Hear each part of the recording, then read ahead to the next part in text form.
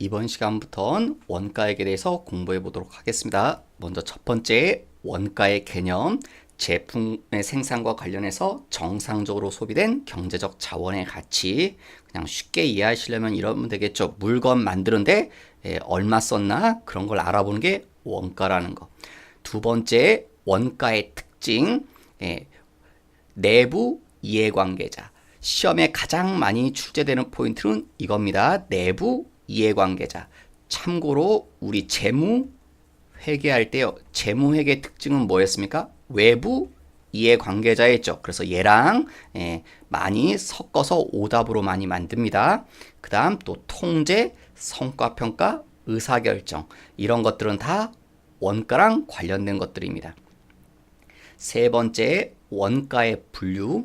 원가는 발생 형태에 따라서 세 가지로 나눕니다. 그래서 이 세 가지를 뭐라고 하냐면 원가의 3요소라고 합니다. 세 가지. 왜? 저 세 가지가 없으면 물건을 만들 수가 없죠. 당연히 물건 만들려면 뭐 필요합니까? 재료가 있어야 될 거 아니에요. 그 재료 사와야죠. 그럼 재료비.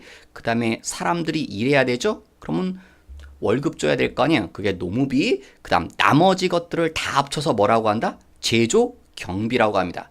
재료비도 아니고 노무비도 아니고 물건 만드는 데 들어갔는데 재료비도 아니고 노무비도 아니다. 그런 것들은 다 제조 경비입니다.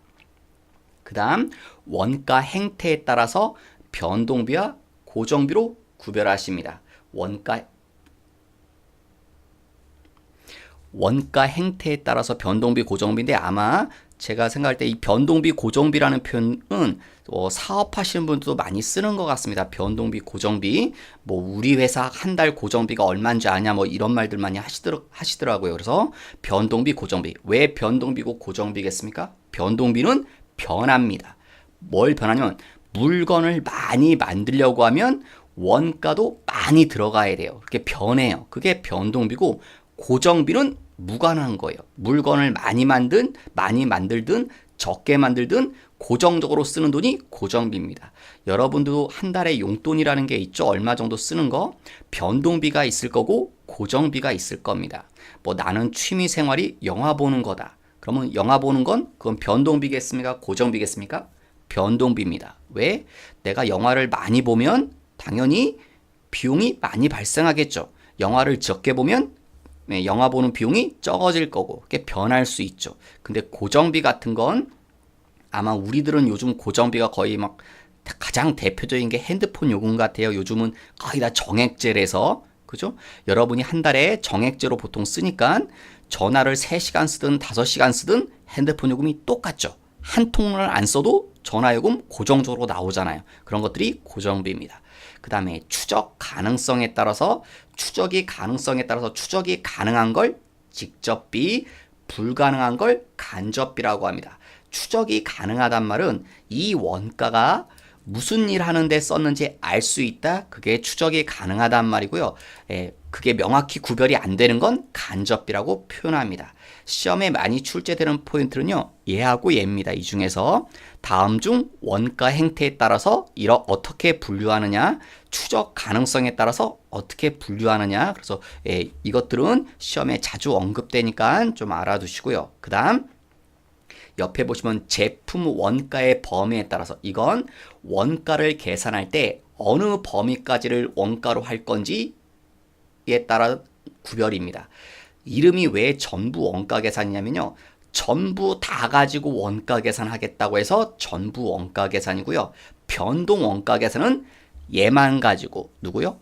변동비만 가지고 원가 계산하겠다고 해서 앞에 이름이 변동이란 말이 붙은 겁니다. 그 다음 원가 집계에 따라서 개별과 종합.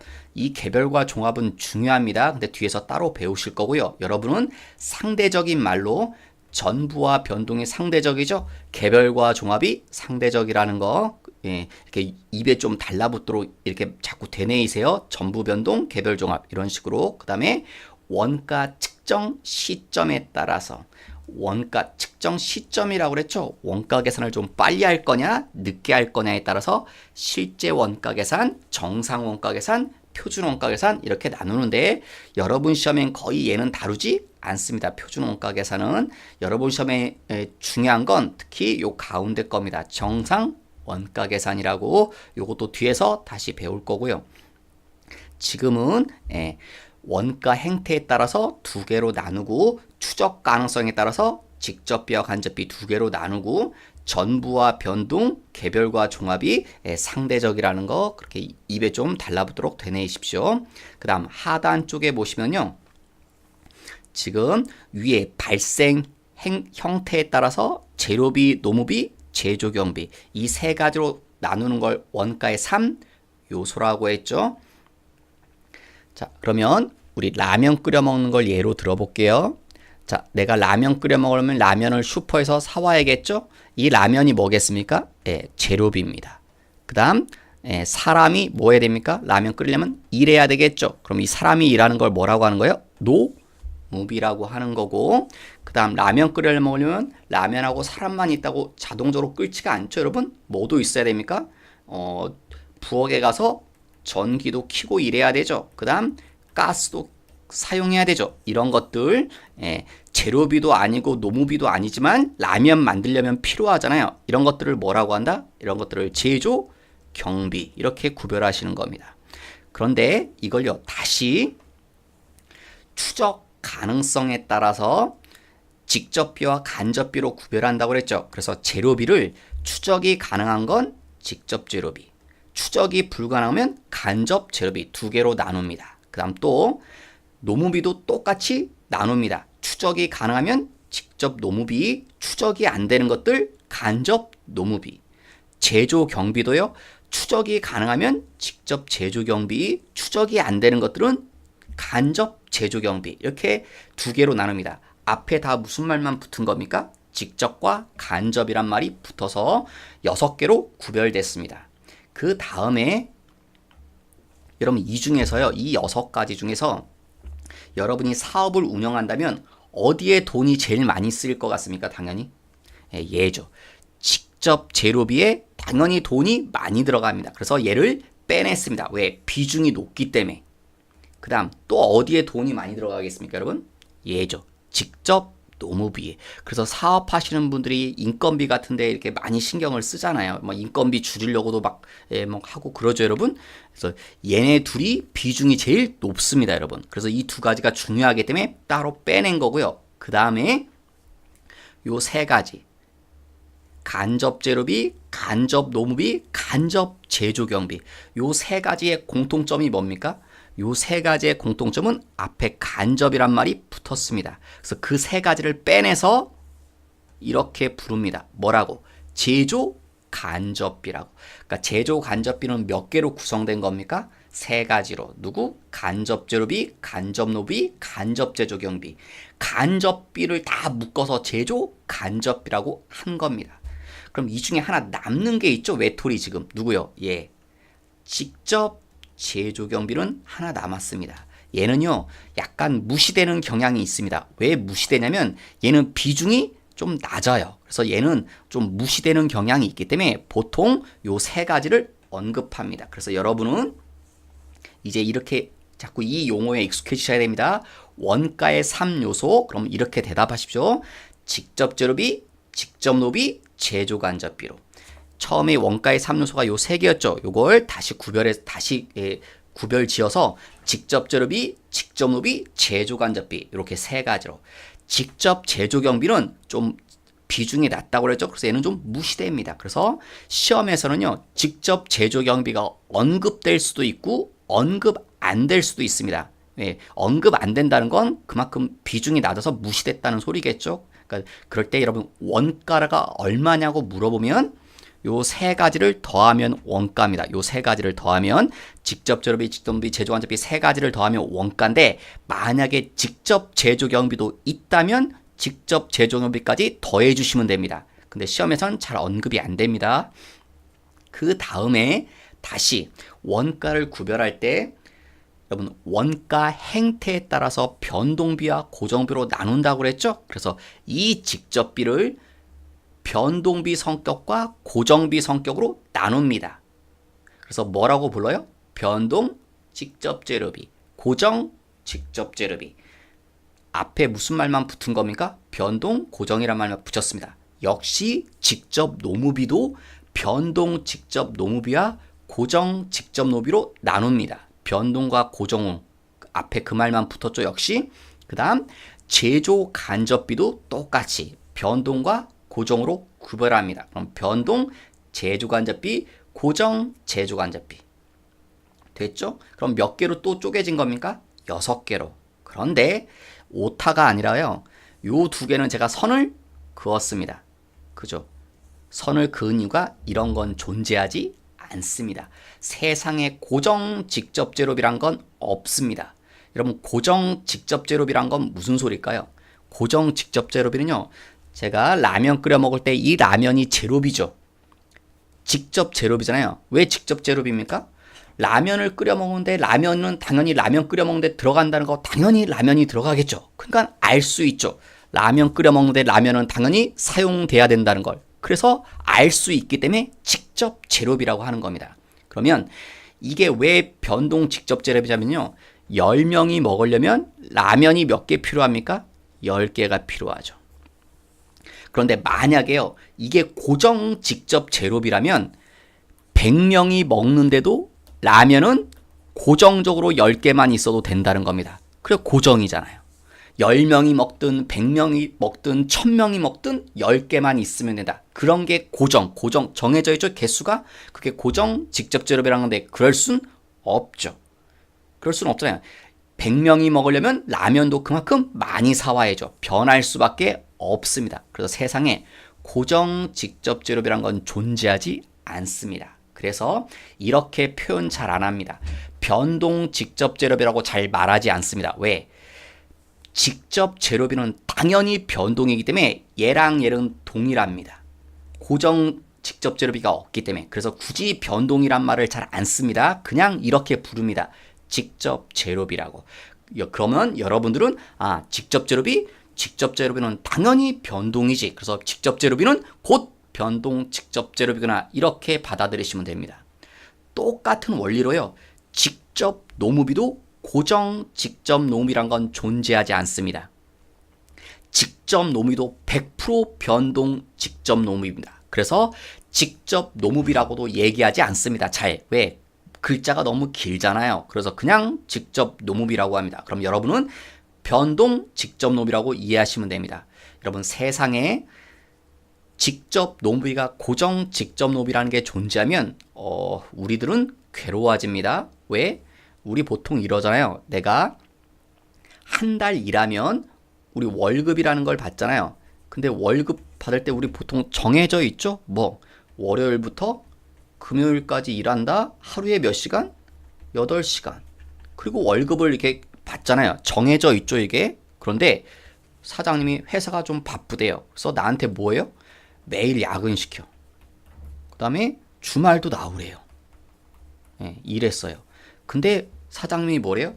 우리 회사는 고정이야. 고정 월급제야. 그래서 야간에 나와서 일하든 주말에 나와서 일하든 너한테 주는 월급은 똑같아. 이렇게 일해도 월급이 100만 원이고 주말에 나와서 일해도 월급이 100만 원이에요. 그럼 직원들 다 어떻게 할까요, 여러분? 도망가죠.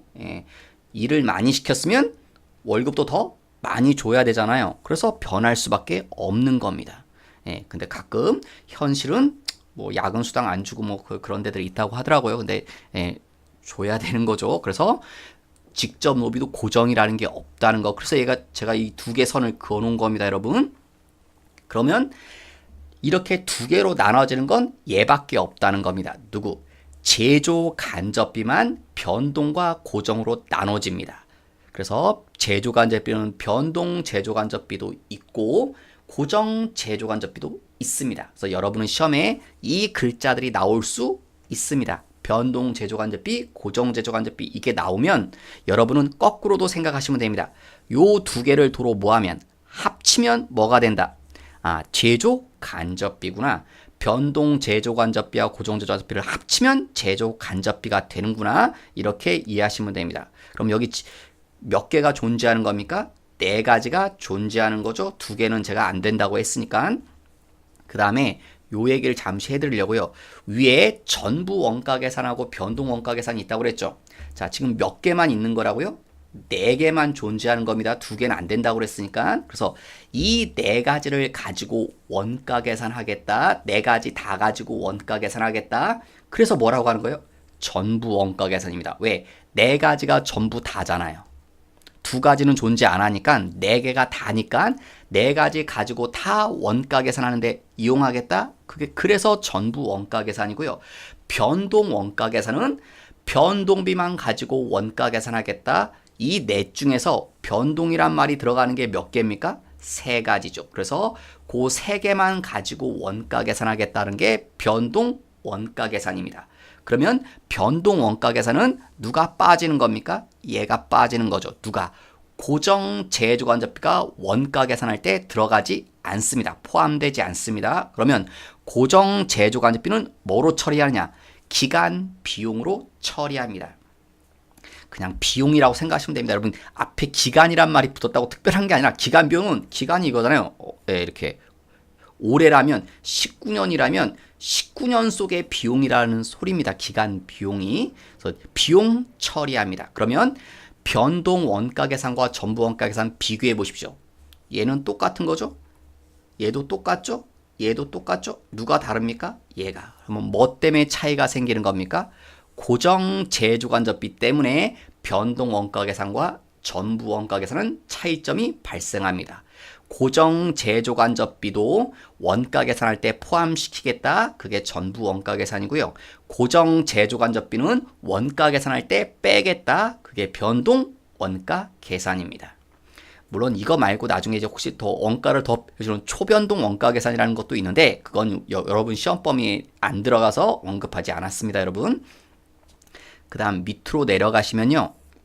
4번에 시험에 자주 출제됩니다. 4번에 언급하시는 것도 4번이 뭐라고 써있냐면 총 변동비 뭐라고요? 비례. 총 변동비는 비례입니다. 총 변동비는 비례란 말이 이겁니다. 변동비가 변한다고 그랬죠? 자, 변동비 사례를 들어볼까요? 아까 라면 끓여 갖고 했으니까 자, 여러분 한 명이 라면 끓여 먹으려면 라면 몇 개 필요합니까? 1개가 필요하죠. 5명이 라면 먹으려면 라면 5개가 필요합니다. 10명이 먹으려면 라면 10개가 필요합니다. 그래서 많이 먹으려면 라면도 많이 필요해요. 변하죠. 라면 총 개수도 똑같이 늘어나야 돼요. 그래서 비례란 말을 쓴 겁니다. 그런데 밑에 보십시오. 단위당 변동비는 뭐라고요? 일정. 여러분 단위당이란 말이 뭡니까? 하나당이 단위당이잖아요. 여러분 지금 이 경우 보시면 한 명 라면 먹으려면 라면 1개 필요하죠. 한 명이 라면 몇 개 먹었습니까? 1개 먹죠. 5명이 라면 5개 있어야 된다며요. 그렇지만 한 명당 먹는 라면은 역시 몇 개입니까? 1개죠. 이 마지막 경우도 보십시오. 10명이 먹으려면 라면 10개 필요하지만 한 명당 먹는 라면의 개수는 역시 몇 개입니까? 1개죠. 그래서 단위당 변동비는 일정하다는 겁니다. 그 다음 총 고정비는 일정이란 말. 총 고정비 일정. 여러분 고정비의 가장 대표적인 사례가 뭐냐면 임차료입니다. 월세. 임차료. 월세죠, 임차료가.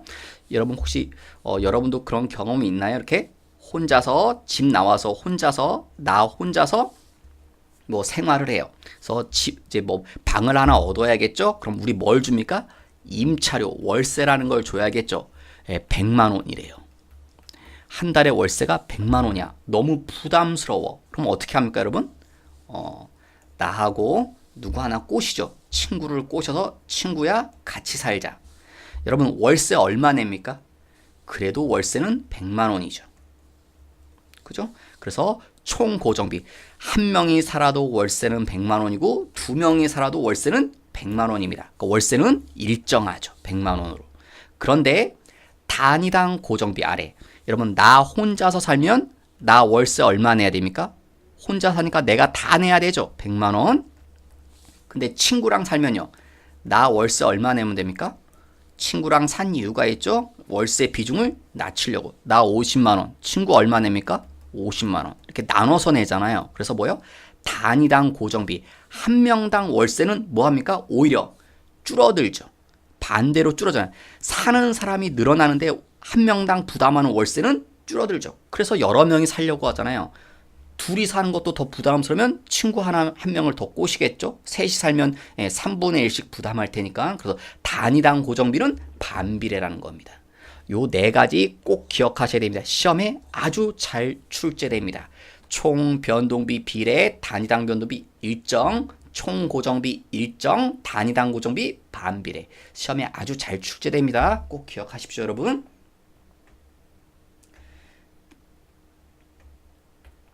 그 다음에 준변동비하고요. 준고정비라는 게 있습니다. 준변동비가요. 다른 말로 뭐라고 하냐면 혼합원가라고 합니다. 왜 혼합이냐면요. 섞여 있습니다. 뭐가 섞여 있냐면 얘하고 얘가 섞여 있는 겁니다. 뭐요?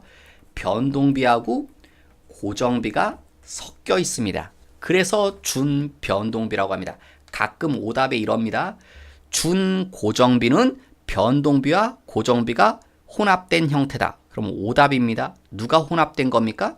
준변동비가 혼합되어 있는 형태입니다. 또 오답으로 이렇게 만들 수 있습니다. 준변동비는 혼합원가인데 혼합은 섞여 있는 거잖아요. 뭐가 섞여 있냐? 얘가 섞여 있대요. 이렇게 직접비와 간접비가 섞여 있는 겁니다. 이래도 오답입니다. 누가 섞여 있는 거라고요?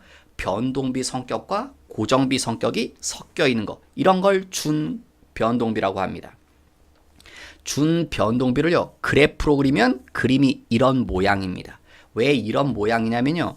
요게 원점에서 출발하지 않죠. 이게 고정비 성격이고요. 그 다음에 그림이 이렇게 늘어나잖아요. 이게 변하죠. 위로 증가되잖아요. 그래서 고정비와 변동비 성격이 있는 겁니다. 이런 것들은요. 밑에 사례도 써놨지만 여러분 이런 거 생각하시면 됩니다. 누구 있는 것들?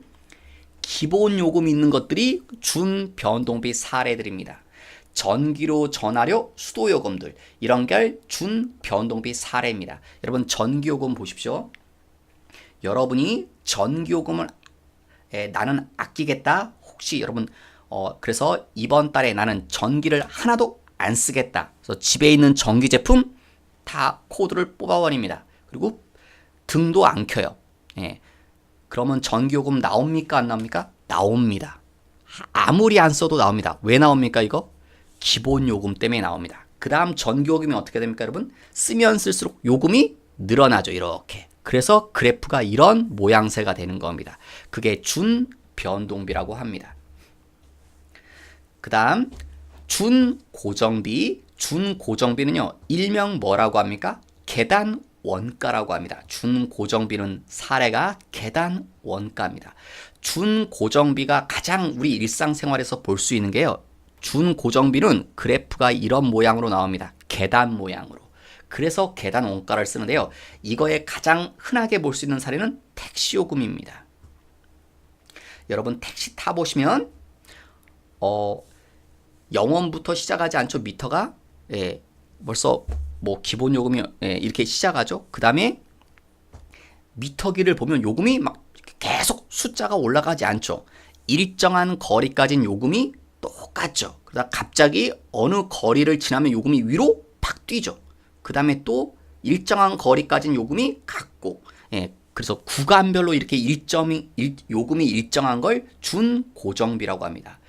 저 어떤 교재에서는 택시 요금을 준변동비라고 하는 것도 봤는데 제 생각엔 준고정비라고 하는 게 더 맞습니다, 여러분. 그래서 아마 시험에는 뭐 택시 요금을 준변동비, 준고정비라고 물어보진 않을 거고 아마 물어보면 준고정비 성격이 더 맞는 것 같습니다, 여러분.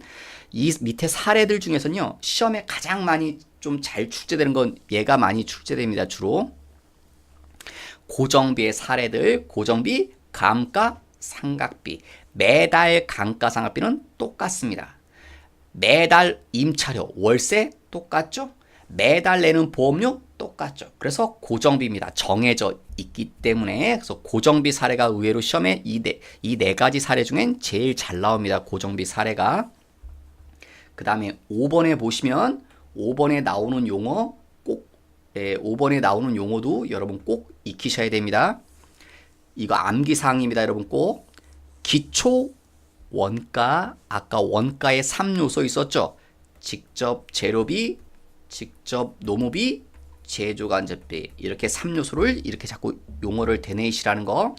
이렇게 둘이 더한 걸 뭐라고 한다? 기초원가입니다. 왜 기초원가라는 표현을 썼냐면 이게 원가 중에서 가장 기본적이고도 기초적이거든요. 왜? 여러분 우리 물건 만들려면 당연히 이 돈 들어가야 됩니다. 이게 많이 들어가요. 얘도 많이 들어가고. 물론 얘도 들어가지만 얘네들에 비해선 비중이 좀 낮아요. 그래서 기초원가라고 하는 겁니다. 요 두 개를. 그 다음에 요 두 가지. 직접 노무비와 제조간접비를 뭐라고 한다? 가공원가. 왜? 물건을 가공하는데 만드는데 들어가잖아요. 이렇게 가공이 손대는 거잖아요. 물건 손대면 사람이 손대야 되죠. 그 다음에 제조간접비는 그때부터 들어가거든요. 그래서 요 두 가지를 합쳐서 가공원가라고 합니다. 그럼 양쪽에 끼는 건 누굽니까? 얘죠. 직접 노무비는 기초원가에도 들어가고 가공원가 속에도 포함되죠. 양쪽에. 여러분은 시험에 이렇게 이해하시면 안 됩니다. 이런 용어들이 나왔다. 뭐가? 기초원가가 나왔어요. 그랬더니 머릿속에 이런 생각 떠올리시면 안 돼요. 기초원가. 기초적인 원가인가 보구나. 가공원가가 뭡니까? 가공하는 데 들어간 원가요. 예, 이렇게 말하시면 이건 말장난밖에 안 됩니다. 여러분은 기초원가란 말을 보시면 이 오른쪽이 생각나야 됩니다. 아, 직접 재료비와 직노비를 합쳐서 기초원가라고 하는 거지. 가공원가가 란 말이 나오시면 아, 직접 노비와 제조간접비를 합친 거지. 이렇게 생각하셔야지 기초적인 거보다 가공했나 보다 이런 말을 떠올리시면 안 된다고요. 그래서 이거 5번 반드시 암기하셔야 됩니다. 여러분 되게 중요합니다. 기본적으로. 그 다음 6번 그 아래 6번 보시면요. 매몰 원가란 말이 나옵니다. 매몰 원가. 여러분 우리 뭐 매몰당했다 매몰이란 말은 뭐 살면서 많이들 써보셨죠, 여러분? 이 매몰 원가는요. 이미 발생한 원가. 그러니까 어떤 원가입니까? 이미 발생했다는 과거 원가입니다. 그래서 이 매몰 원가의 결론은 이겁니다. 현재나 미래의 의사 결정에는 영향을 미치지 뭐한다? 못한다. 이걸 매몰 원가라고 합니다. 여러분 경제학자들이 이 매몰 원가를 설명하는데 가장 많이 설명드린 사례가 뭐냐면 영화 보는 겁니다. 자, 우리가 영화를 친구랑 나랑 영화를 보러 가기로 했습니다. 그래서 극장에 갔습니다. 극장에 가서 표를 끊었죠? 네, 돈을 주고 뭐 친구랑 나랑 해서 뭐 2만 원, 1인당 10,000원이라서 2만 원 주고 극장에 들어가서 영화가 이제 뭐 합니까? 상영을 시작합니다. 그래서 둘이 앉아서 봅니다. 둘이 앉아서 보는데 자, 한 30분쯤 지났어요. 30분쯤 지났는데 둘이 영화를 보는데 재미가 하나도 없습니다. 근데 느낌이 있죠, 여러분? 보다 보면 이 영화 졸작이다. 뭐 이렇게 재미없고 유치한지 모르겠습니다. 그럼 이제 어떡합니까, 여러분? 이때 30분 지났습니다. 어떡합니까? 네. 경제학자들은 이렇게 말합니다. 여러분들이 합리적인 사람이라면 나와야 된다. 이 순간에 나와야 됩니다. 극장에서 나와서 뭐 해야 됩니까? 친구랑 차라리 다른 거 하면서 재밌게 시간을 보내셔야 됩니다. 그런데 대부분 사람들은 뭐 한다고 합니까? 끝까지 앉아서 봅니다. 왜 끝까지 앉아서 볼까요? 얘 때문에. 이 2만 원 때문에. 내가 낸 돈이 아까워서 재미없지만 앉아서 계속 보면서 시간을 허비한다고 합니다. 그래서 사람은 합리적이지 못하고 비합리적이라고 이렇게 그럽니다. 소비자들이 가끔 비합리적인 결정을 내린 이유가 이겁니다. 이게 매몰 원가입니다. 2만 원이 왜? 이미 2만 원은 지불한 건 과거죠. 이미 영화가 시작하고 30분이 지나서 과거잖아요. 이 과거에 2만 원 때문에 얽매여서 현재 현명한 결정을 못 내린다는 겁니다. 엉뚱한 결정을 내리는 거죠. 어리석은 결정을. 그래서 매몰 원가란 건 이 2만 원은 매몰 원가니까 미련을 두면 안 됩니다. 이미 엎질러진 물이기 때문에 이 2만 원 낸 건 기억에서 잊어버리고 이 상태에서 30분 지난 이 상태에서 최선의 선택을 하셔야 됩니다. 나랑 친구랑 만난 건 왜 만난 겁니까? 즐겁게 놀려고 만난 거죠. 재미없는 영화를 보려고 만난 게 아니잖아요. 그러니까 나와야 되는 겁니다. 그래서 이 메모론가는 결론이 뭐다? 의사결정에 영향을 주면 안 되는 겁니다. 의사결정에 영향을 주면 그때는 어리석은 판단을 한다는 겁니다. 그래서 메모론가의 결론입니다. 그게 그 다음에 기회비용이란 말이 나옵니다. 기회비용, 기회원가, 시험엔 기회원가라고도 나올 수 있습니다. 같은 말입니다. 기회원가, 기회비용. 근데 기회비용이라고 우리는 더 많이 들어봤을 것 같아요. 기회원가보다. 기회비용은요, 어떤 특정 대안을 선택할 때 뭐 해야 되는? 포기해야 하는 대안에서 얻을 수 있는 무슨 효익? 최대의 효익을 기회비용이라고 합니다. 그러니까 이건 선택의 문제입니다. 자, 내가 직장을 구해요. 직장을 구하는데 자, 면접을 3군데 가서 보고 왔습니다. A라는 회사에서 면접을 봤습니다. 월급 얼마 준답니까? 300만 원 준답니다. 300을 제시합니다. B라는 회사 갔습니다. 면접 보고 왔습니다. 월급 얼마 준대요? 320을 주겠대요. 320을. 그 다음에 C라는 회사를 갔더니 C라는 회사는요 250을 주겠대요. 월급을. 자, 그러면 이제 나는 선택해야겠죠. 그래서 나는 돈 많이 주는 곳이 제일 좋아. 그래서 어느 회사를 선택합니까? A 회사를 선택했습니다. 그러면 기회비용은 얼마입니까? 300이 아닙니다, 여러분. 기회비용은 내가 얘를 선택했잖아요. A라는 회사를 선택하면 누구는 포기하는 겁니까? B하고 C는 포기하는 거죠. 그죠? B와 C를 포기했습니다. 그 중에 뭐라고요? 최대의 효익. 그래서 기회비용은 얼마입니까? 320이 되는 겁니다. A를 선택했다고 기회비용이 아닙니다. A를 선택하면 포기하는 것들 중에서 얻을 수 있는 최대 효익. 그게 기회비용입니다. 그 다음에 어떤 사람은 이럴 수도 있겠죠? 근데 A라는 회사는 집에서 좀 멀어. 나는 B라는 회사가 집에 가까워. 그러면 제가 잘못 설명했죠? B 회사가 제일 많이 주네요. 예. 만약에 나는 이제 죄송합니다 말을 B라는 회사를 선택했어요. 돈을 많이 주기 때문에. 예. 제일 많이 주는 회사가 B다. 그럼 B를 선택하면 그때는 기회비용이 얼마냐면 A와 C를 포기했죠? 그러면 포기하는 것 중에 누구요? 최대. 그러면 얼마가 기회비용입니까? 300이 기회비용입니다.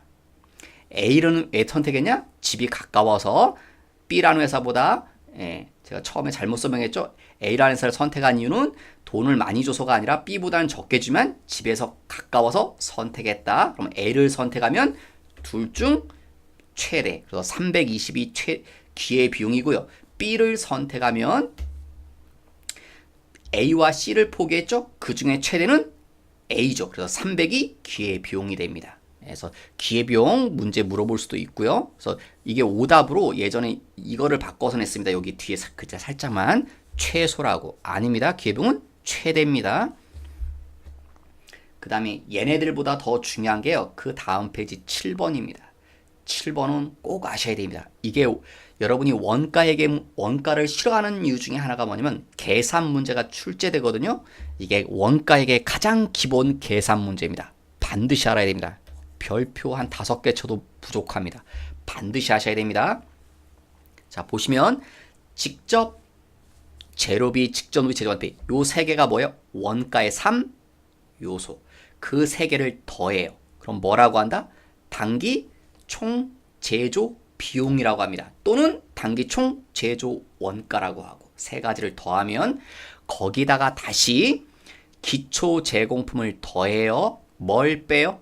기말 제공품을 빼요. 그걸 보고 뭐라고 합니까? 단기 제품 제조 원가라고 합니다. 그 다음에 이 직접 재료비는요. 제가 옆에 또 써놨는데 직접 재료비는 이렇게 구해집니다. 뭐요? 기초 원재료 플러스 단기 원재료 매입액 마이너스 뭐요? 기말 원재료. 여러분 이게 패턴이라고 그랬죠? 기억나시나요? 기초와 단기는 더하고 기말은 뺀다. 얘도 보십시오. 기초와 단기는 더하고 기말은 뺐죠. 그 다음에 단기 제품 제조 원가 여기까지 구한 거에서요. 다시 뭘 더합니까? 기초 제품 더하고 뭘 뺍니까? 기말 제품 뺍니다. 그러면 나오는 게 뭡니까? 매출 원가가 계산돼서 나옵니다. 반드시 아셔야 됩니다, 여러분. 그런데 제가 여기 칸을 하나 비워놨죠. 비워놓은 이유가 여기서 구별되기 때문에 그렇습니다. 여기까지에서 여기까지가 뭐냐면 근데 여러분 이거 혹시 이거 처음 보신 게 아닙니다. 보셨습니다. 과거에 이게 제조 원가 명세서입니다. 제조 원가 명세서의 결론이 뭐라고요? 당기 제품 제조 원가. 이게 제조 원가 명세서였죠. 그 다음에 이 세 가지 얘네들은 어디에 나타나냐면 이 서류에 나타납니다. 손익 계산서에 나타납니다. 기초제품, 기말제품, 제품 매출원가 이런 걸 알고 싶으면 이 서류를 봐야 됩니다. 손익계산서. 제조원가 명세를 보는 게 아니라. 그래서 시험에 어떻게 낼까요, 여러분? 예, 다음 중 제조원가 명세에서 확인할 수 없는 건 누구냐 이렇게 물어볼 겁니다. 이 세 개 중에 하나가 답으로 나오겠죠. 반드시 외우셔야 됩니다. 그런데 이게 여러분이 외우셔야 된다고 했는데 이게 이게 머릿속에 잘 안 떠오르면 여러분 이게 언제 제가 본 적이 있다고 말씀드렸는데 어디서 봤냐면요. 여러분 잠시 제가 프로그램을 켜서 저게 머릿속에 잘 명확히 떠오르지 않으시면 어디였었냐면 여러분 여기 보시면 전기분 원가 명세서 보이나요? 얘가 전기분 작년도 원가 명세서 제조 원가 명세서입니다. 자, 원재료비에 제가 커서를 갖다 대면 자, 요게 그 말입니다. 요 원재료비가요. 아까 원가의 3요소 할 때 이게 직접 재료비입니다. 원재료비가. 그러니까 여러분 요 원재료비를 직접 재료비라고 이해하시면 됩니다. 보십시오. 직접 재료비 어떻게 구했나? 기초 원재료 플러스 단기 원재료 마이너스 뭐요? 기말 원재료. 그래서 직접 재료비 원재료비가 계산돼서 나온 겁니다. 그 다음에 이걸 잠깐 닫으면 그래서 이게 오른쪽에 보시면 얘가 1이 온 겁니다. 1번. 이게 직접 재료비고요. 그 다음 여기 임금과 상여금이 있죠? 그게 뭐겠습니까? 임금과 상여금이. 여기 노무비. 이걸 뭐라고 이해하시면 됩니까? 직접 노무비라고. 그 다음에 요 복리후생비부터 소모품비까지 이걸 다 합쳐서 뭐라고 합니까? 옆에? 이걸 경비라고 한 겁니다. 이게 뭡니까? 이게 제조 간접비라고 이해하시면 됩니다. 그래서 여러분 원가의 3요소 직접 재료비, 직접 노비, 제조 간접비를 다 더해서 단기 총 제조 비용이 된 겁니다. 그 다음에 여기다 아까 어떻게 했습니까? 기초 제공품을 더하고 그러면 더했으니까 당연히 뭐가 나옵니까? 합계가 나오죠. 그 다음에 기말 제공품을 뭐하고 빼서 얘가 나온 겁니다. 단기 제품 제조 원가가. 물론 타계정이 있으면 뭐 해주라고 했어요? 빼주라고 하는데 이건 그 기본 골격이 아니라서 말 안 한 거고요. 기본 골격은 아까 그인대로 그대로 옮겨왔습니다. 그래서 여러분이 보신 게 이게 잘 기억이 안 나시면요. 뭐랑 같은 거라고요? 여기 제조 원가 명세서랑. 그 다음에 여기 어디를 봐도요. 이건 안 나오죠. 기초제품, 기말제품, 매출원가랑 글씨는 써있지 않죠. 제조 원가 명세는 안 나타난다고요. 이 세 가지는 어디를 보면 안다고요?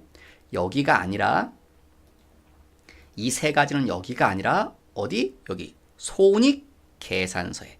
손익계산서 보십시오. 여기 제가 제품 매출원가 찍으니까 여기 글씨 보이시죠? 기초 제품, 기말 제품, 그 다음에요. 요 단기 제품 제조 원가. 요 세 개를 뭐해서 둘이 더하고 기말 제품 빼서 매출원가. 이건 손익계산서 봐야 알 수 있다고요. 그래서 이렇게도 확인할 수 있습니다. 그래서 여러분이 이게 이 골격이 잘 안 떠오를 땐 약간 헷갈리고 그러실 땐 얘를 조금 참고하시면 여기 원가명서, 손익계산서 그 구조를 이쪽에서 보시면 조금 더 머릿속에서 떠올리시는 데 도움이 되실 것 같습니다. 반드시 아셔야 됩니다. 이거. 그 다음에 요 밑에는요. T 계정으로 나타낸 건데 위에 거랑 똑같습니다. 이거 다른 말이 아닙니다. 직접 재료비 얘입니다. 요 공식을 T 계정으로 써놓은 겁니다. 자, 여기 뭡니까? 기초 원재료 단기 사온 거 둘이 뭐 한다고요? 더하죠. 그 다음 기말 원재료 반대편에 있으니까 뭐 합니까? 빼주겠죠. 그러면 뭐가 나옵니까? 투입액. 투입액이란 말이요. 물건 만드는데 원재료를 썼다고요. 그러니까 그걸 직접 재료비라고 하는 거죠. 그 다음 직접 노무비. 직접 노무비가 발생했다. 그럼 물건 만드는데 뭐 했습니까? 역시 투입됐죠. 이게 물건 만드는데 이렇게 지금 들어간 겁니다. 투입이 된 겁니다. 그 다음 이제 원가의 3요소 중에 하나는 뭐예요? 제조 간접비. 제조 간접비가 간접이란 말 세 가지를 합쳐놓은 거라고 그랬죠. 그게 물건 만들 때 역시 투입됩니다. 그러면 물건 만드는데 이렇게 투입됩니다. 그래서 요 세 가지. 이걸 보고 뭐라고 합니까? 위에 보시면 요 세 가지를 이렇게 위에 보시면 이게 얘입니다. 단기총 제조원가. 그래서 저는 세 줄로 썼죠. 세 줄로 쓰기 싫으면 뭐라고 써도 됩니까? 단기총 제조원가 또는 단기총 제조비용. 그 다음 요 단기총 제조원가에다 기초제공품 둘이 뭐한다? 더한다. 왜? 같은 쪽에 있으니까. 그 다음 기말제공품 뭐한다? 반대쪽에 있으니까 빼죠. 그러면 이 둘이 더해서 이거 빼면 얘가 나오겠죠. 그게 단기제품 제조원가입니다. 그런데 그 다음 맞아 이어서요. 요 단기제품 제조원가가 일로 왔죠. 그 다음 기초제품이랑 단기제품 제조원가랑 둘이 더한다며 같은 쪽에 있으니까. 기말제품은 반대쪽에 있죠. 빼줍니다. 그러면 얘가 나올 겁니다. 이게 매출 원가가 되는 거죠. 그러니까 얘랑 여러분 밑에 있는 거랑 다른 게 아닙니다. 같은 거지. 위에 있는 건 그냥 제가 식으로 쭉 쓴 거고요. 밑은 T 계정으로 만든 것 뿐이지. 그런데 여기서 제일 중요한 건요. 이 계정, 원가에서 제일 중요한 계정은 얘입니다. 제공품 계정이 제일 중요합니다. 특히 여러분 시험엔 얘를 많이 물어봅니다. 어느 쪽에 있는 애요? 제공품 계정 누구요? 어느 쪽에 있습니까? 대변에 있는 애가 누구냐고. 제공품 계정 대변에 있는 애를 뭐라고 한다? 단기제품 제조원가. 이게 키워드 되는 단어가 뭡니까? 단기 올해죠. 올해 제품. 제품이 물건 만든 거죠. 만드는데 제조, 만드는데 원가. 물건 만드는데 얼마 들어갔나. 그래서 이 키워드는 이겁니다. 단기 제품 제조원가가 의미하는 게 뭐냐? 완성하는데. 완성이 뭡니까? 다 만든 물건이죠. 완성이란 말이. 다 만들었다는 말이 다른 말로 뭡니까? 제품이죠. 그래서 제공품 대변이 의미하는 바는 단기 제품 제조 원가입니다. 다른 말로는요. 완성품입니다. 완성이란 글자를 떠올리십시오. 문제에서. 그래서 시험 문제에서 제공품 계정 대변이 의미하는 말이 뭐냐? 완성이란 말이 들어간 애를 찾아야 됩니다. 완성이 제일 중요한 말입니다. 키워드로. 그 다음에 마지막 뭐 다 같은 건데요. 이게 제조공정의 흐름. 위에랑 다 같은 거죠. 결국 원가가 요 세 개가 물건 만드는데 들어가죠. 그런데 물건을 하루아침에 만들 수 없다라고 그랬죠. 그래서 제공품이 뭡니까 여러분? 이거죠. 미완성. 만들다만 물건. 그래서 제공품. 그 다음에 언젠가 시간이 흐르면 물건을 다 뭐 하겠습니까? 만들겠죠. 완성이 되겠죠. 그게 뭐다? 제품이다. 그 다음에 완성된 물건을 뭐 할 겁니까? 팔겠죠. 팝니다. 그 판다는 걸 뭐라고 말한 겁니까? 매출 원가라고 얘기하는 겁니다. 팔린 걸. 매출 원가는 가장 대표적인 뭡니까? 비용 계정입니다. 그 다음 근데 뭐 회사들이 당연히 팔고 싶은데 못 판 물건이 있을 거더라.